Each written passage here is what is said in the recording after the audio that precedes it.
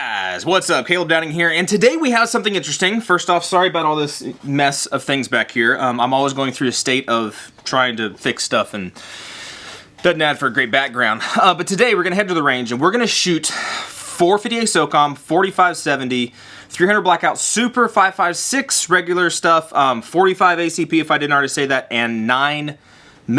I think that's it. We're going to shoot those at steel and really just get a look at what these calibers do to steel. Why am I doing this? For kicks and giggles. This isn't true science. This isn't anything whatever. I'm not doing a bunch of different groups of these things to try to get data. I'm just saying, what do these calibers do? 458 SOCOM's a big bullet. That's like, I think, a 300 grain projectile. I think it goes about 1800 feet per second. It's fast, it's powerful. How does that stack up against, say, a 9mm or a regular 45 or a little teeny tiny 5.56? So, without further ado, let's hit the range. Let's see what these things do just for the kicks and giggles.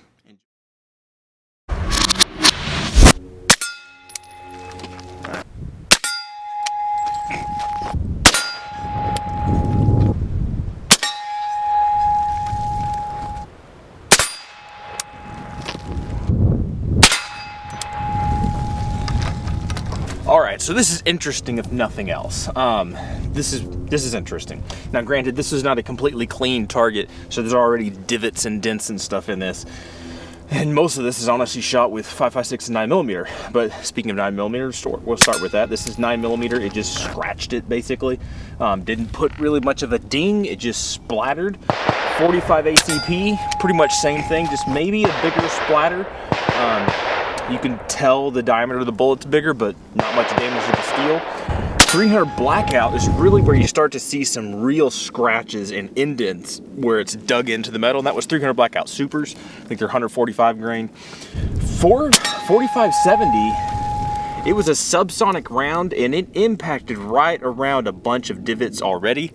So is any of that really from the 4570? I'm not sure. It was already a subsonic load.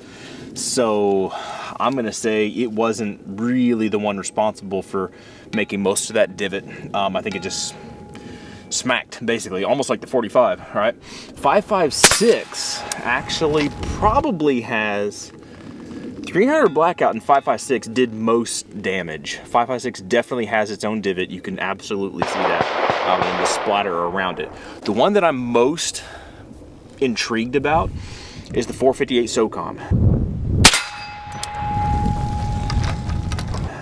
You can tell it's a golden bullet, but there's almost no, I don't see any new divot like you would expect right in the middle, like 45 or 5.56, like it's gonna have a divot in the middle. There's nothing. There's really nothing there. It didn't do as much damage at all as I thought it would have. That is a big projectile. It is going supersonic. It's about 1800 feet per second. And it's a full metal jacket projectile. But it really put a pounding on the steel, but it didn't make any divot. So what this tells me, what I take away from this, is if you're trying to penetrate steel or get into something, you need speed. The ones that actually did the most damage to the steel had the most speed. 300 blackout, supersonic, and absolutely 5.56 standard full metal jacket stuff.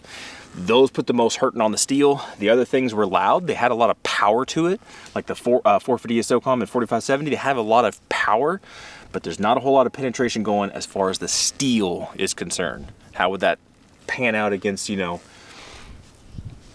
dirt, watermelons, you know, stuff like that, you know, actual meaty substance things?